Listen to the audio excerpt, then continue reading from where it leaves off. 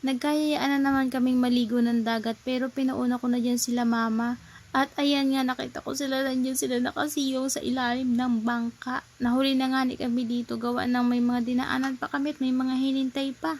Tingnan naman ninyo at gulpin laki talaga ng dagat, naabot niya na yung mga dumi-dumi dun sa may gilid. At dahil na rin nga sa sobrang laki ng dagat, wala kaming mapwestuhan dito sa gilid at talagang wala kaming madaanan. Kaya naman ito at sumakay na din kami ng bangka papunta dun sa kabilang tabi. Mabuti na lang talaga at taga rito din yung asawa asawa ng kapatid ng hipag ko. Kaya naman ayan, ginamit namin yung bangka nila. Pero for free lang naman yan kasi nga syempre 'di ba? Malapit lang naman talaga, kaya lang, syempre meron kami mga gamit na hindi po pwedeng mabasa, kaya sumakay na rin kami ng bangka. Pagdating nga namin dito sa kabilang gilid ay ayan at kumain na rin kami dito dahil gutom na talaga kami at parang sa pagkakatanda ko ay wala pa kaming almusal nito at talagang lumarga na kami dito. Kumbaga, yung almusal namin ay dinala na lang namin dito. Dahil naghintay sila sa amin, ayan, gutom na. Bumili pa nga kami ng paa ng manok dun sa bayan, kaya naman kami ay natagalan. Tapos tinan nyo guys, may nakita ako ditong ito, umang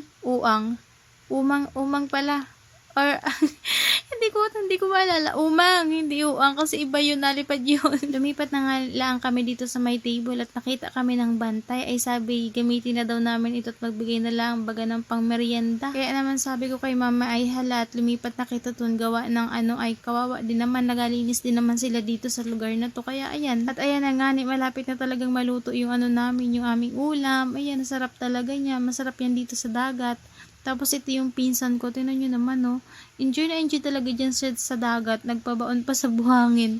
Ganyan ginawa nila, mabuti na lang hindi siya umiiyak at talaga nag-enjoy din talaga siya sa ginawa ng mga kapatid niya sa kanya. At nang naluto na nga yung ulam namin ay nagsantok na ako ng kanin at talagang gutom na talaga ako dito. Tingnan nyo naman yung paa ng manok ko, kakaunti lang yan pero kasyang-kasya yan sa amin. Pero yung iba sa amin ay mga kumain na kanina nung pagdating, pero syempre mamaya-maya pag nagutom yung mga yan ay makain na naman ulit yan sila. Gayon yata talaga pag naliligo ng dagat ay mabilis magutom. Ewan ko ba, sobrang nag-enjoy talaga ako kumain kapag ganito yung ambience, yung simoy ng hangin, yung amoy ng dagat, yung alon ng dagat, gayon. Sa pagkakatanda ko nga na ako ay paalis na ng mga araw na to, kaya sabi ko kay mama ay baka pwede magligo muna kami sa dagat bago ako umalis at talagang mamimiss ko to pag ako ay nasa Laguna na. May ginalaman talaga at ako ay pinagbigyan ni mama dahil gustong gusto ko talaga maligo muna ng dagat bago ako umalis. Pero simula nang dumating ako, halos araw-araw ako ay nasa dagat, pero nalaang nung kami ay nagbundok at kami ay naglukad, ilang araw din kami doon. Tapos itong kapatid ko, nagtsatsaga siya sa ulam na sibuyas, gawa ng bawal pa sa kanya ang may mantika, ay mamantika yung niluto namin na paa ng manok. Pero masarap din naman yan at taga-ulam din naman ako niyan, dangan lang talagang may pang-ulam ako. Yung kapatid ko kaya ay nalason, kaya hindi siya pwedeng kumain ng mamantika. Ewan ko ba sa kapatid kong yan at sa katakawan ay nakakain na ng may lason, Diyos ko. Pero magaling na siya ng mga oras na yan, pero syempre nag-iingat pa rin naman siya. Tapos tingnan nyo naman, ito pa yung isa kong kapatid, akala mo naman kung sino, no? At sa sobrang sweet nga niya ay gusto pang subuan ng sili, yung kapatid ko. Tingnan nyo naman, kunwari kinain niya pero ang totoo hindi talaga. Pagkatapos nga namin kumain dyan, ay nagayak na din kami at manggauwian na. Diba, kumain lang kami dito sa dagat. Pumunta kami dito sa dagat para lang dumayo ng pagkain, ganun.